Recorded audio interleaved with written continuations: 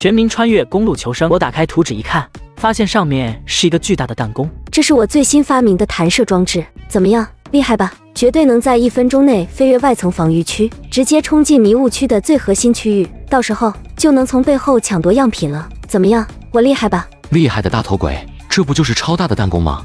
真的能行？而且就算是真的能飞过去，降落怎么办？反正有你的永恒屏障，又不会受伤，撞到哪里算哪里呗。冲击力失去了，自然就停了。车体强度能受得了吗？放心吧，这几次的车体加固可不是白做的，钛合金的骨架外加装甲，问题不大。而且这种等级的防御武器，你不想要吗？能挡住高超音速导弹的防御性武器哦。行吧，那就试试看。很快我就将材料准备齐全，在公路上制作出了一个超大的弹弓。这东西真的能行？放心吧，我已经计算过了，距离绝对够用，而且有你的永恒屏障在，也不用担心那些防空设备的问题。总之，一切尽在掌握之中，一切都交给我好了。好吧，那就再细你一次。我将车开到了弹弓的发射台上，两侧的悬臂也已经将弹弓拉到了最大值，车内的众人也各自抓住了把手，做好了防撞击准备。莉莉丝则意气风发地在发号施令，各单位做好准备，本车即将弹射起飞，请各位扶好坐稳，倒计时，3、2、1，启动。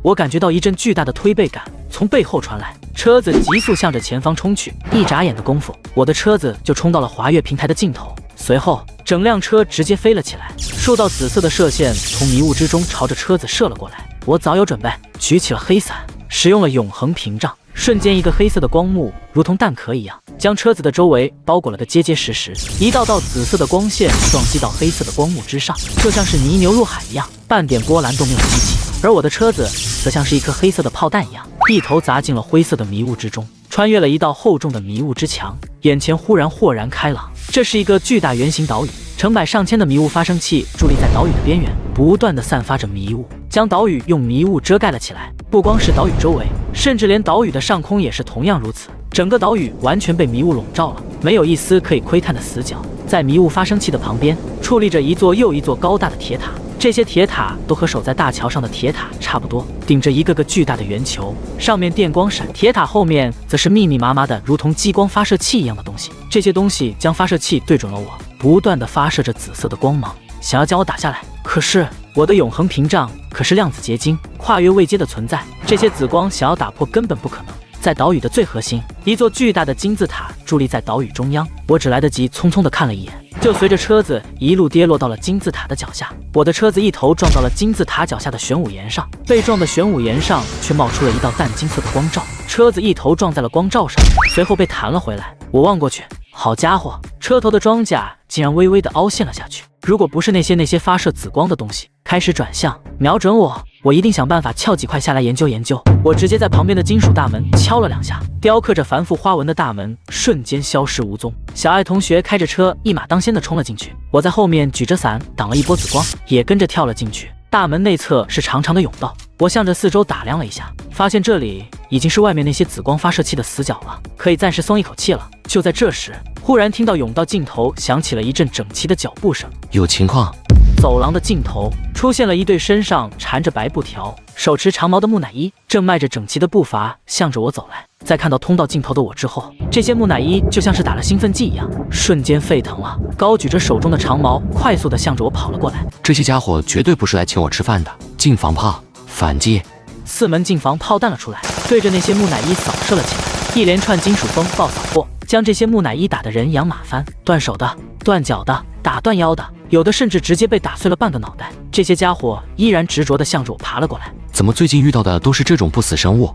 就在这时，甬路的尽头又传来了一阵马蹄的声音。我抬头一看，不知道什么时候，一辆2匹马拉着的双轮马车出现在了甬路的尽头。马车上站着2个人，一个手里拿着缰绳，驾驭着2匹马，另一个手中则拿着大盾和长矛。又来新兵种了，给我试试成色！4门近防炮立刻调转方向，对着马拉战车扫射起来。然而，那马车上的持盾者忽然将手中的大盾一举，一道道金色的符文亮起，瞬间，一道金色的光幕将战车笼罩了起来。近防炮的30毫米炮弹打在光幕上，就像是打在了坚固的合金墙上。而那个马车上的持盾者更是直接跳到了马的后背上，手中的长矛向前平举，看样子是准备要将我一举刺穿。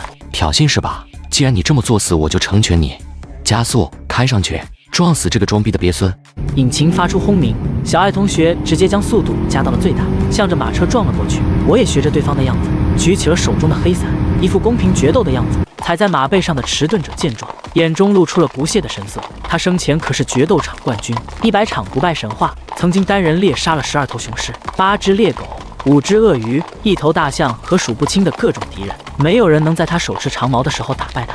只要再过3秒钟，我就可以一举挑下这个人的脑袋，就是现在！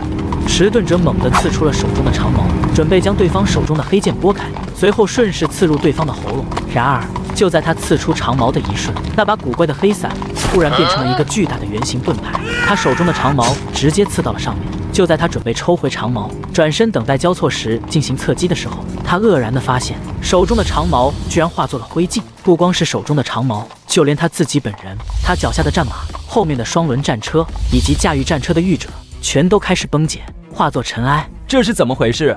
然而，我的车子呼啸而过，将飞灰彻底吹散。大人，时代变了！卧槽！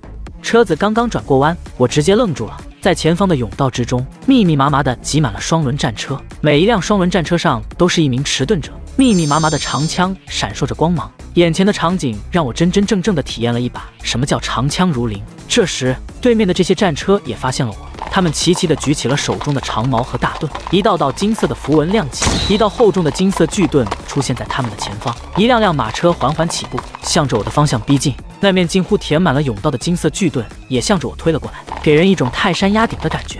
这真的是我现在能面对的，正常玩家绝对没有办法解决的吧？